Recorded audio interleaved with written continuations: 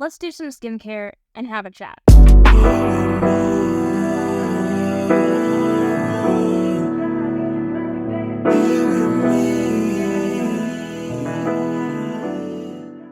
What's up, you guys? It's your girl, Captain Widescreen, back here with another video.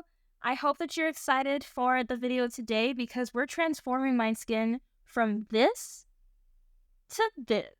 So once again, we are discussing another chapter of the Female Friendship Guide, which is a book written by my mom and her colleague Amelia, because it's a new year, new me, new year, new you. Knowing that we are starting 2024, a lot of people I've been speaking to and I've been seeing the rhetoric, just around the time when that year ends, everyone wants to start stepping their game up.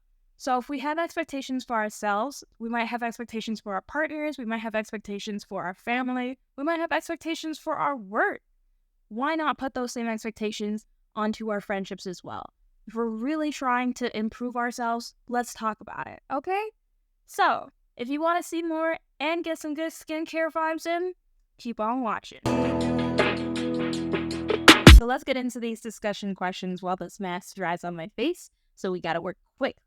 At which point during a friendship is it appropriate to talk about expectations? I think it's appropriate to ask for or to establish friendship expectations at multiple different times within a friendship.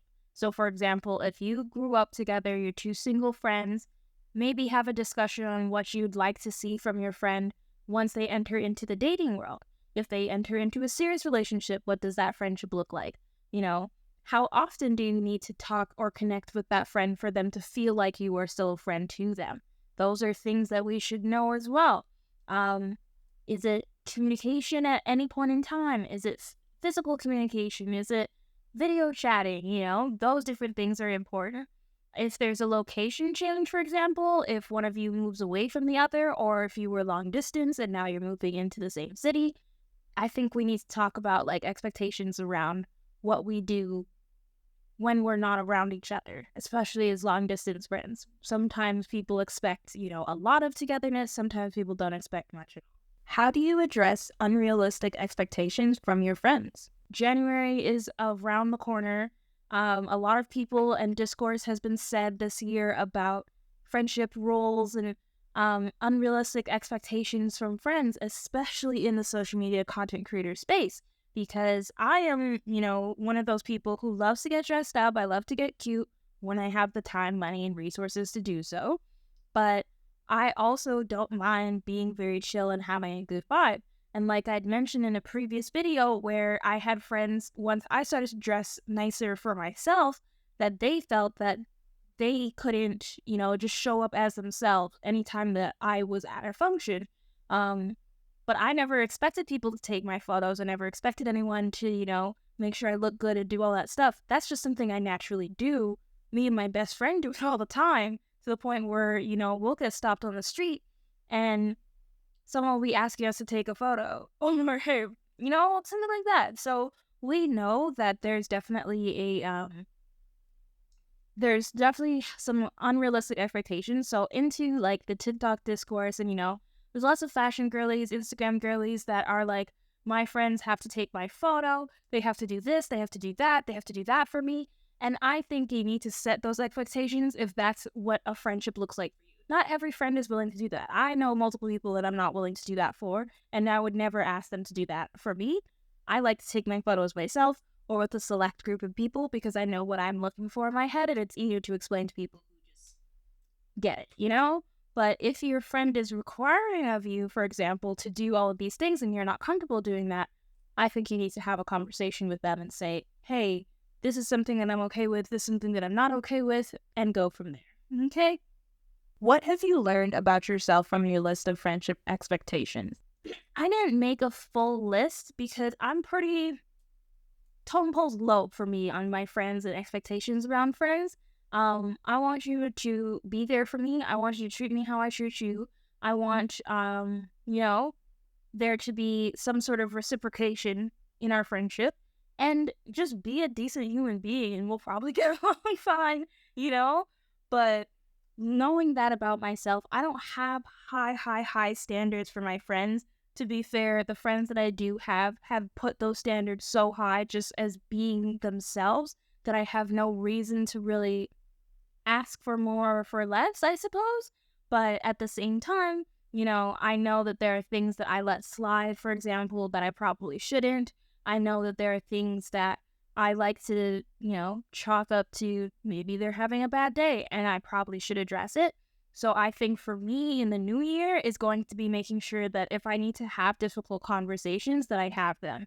I had a lot of difficult conversations in my career aspect of my life. I had a lot of difficult conversations in the personal aspect of my life. So it makes sense that I have, these difficult conversations. It makes sense that I have these difficult conversations with friends as well. Did a little thirst. Orange, peach, mango, and Sprite. Top tier combo. What's one wish you just haven't been able to receive from current or past female friendships? So I think my one wish for my past or current friendships is that I wish that I could go away with my friends and travel for my birthday. I have a birthday that falls during multiple major holidays for both Canada and the US. It really is annoying sometimes because as much as I love having my birthday in the summer, I love having my birthday right around holidays, everything's cool, everything's a vibe, whatever. Everybody's busy. Everybody's busy. So trying to plan a little birthday celebration, whether or not I book it weeks in advance or tell them the day of. People can't make it. So, my friends, I have been blessed. I have been blessed with wonderful friends who, paid for my entire 25th birthday little party. It was so beautiful, so wonderful. If I could have cried that day, I would have cried, but I couldn't. I had no tears left to cry that day. But just knowing that, top tier. Top tier. Anyways, guys, I'm gonna close out the video once I finish washing this off of my face. I'm gonna do the rest of my skincare, and then that's it. Let me put on my ring. Okay, so that is yet another chapter of the Female Friendship Guide book, which is a book written by my mom and her colleague Amelia. If you haven't purchased it already, the link is in the description down below. If you could tune in next week for another video, tune in later on this week, you might find a special surprise. I make no promises. I don't know what the editing guys have up for me yet. Since it's about to be the new year, and we all have different expectations of what we want our new year to look like, 2024 is right around the corner at the time of posting this video. So why not have those conversations also with friends? All right, thank you guys so much for watching. I'll see you guys in my next video, and if I don't see you before the new year, Happy New Year. I wish it's a good one.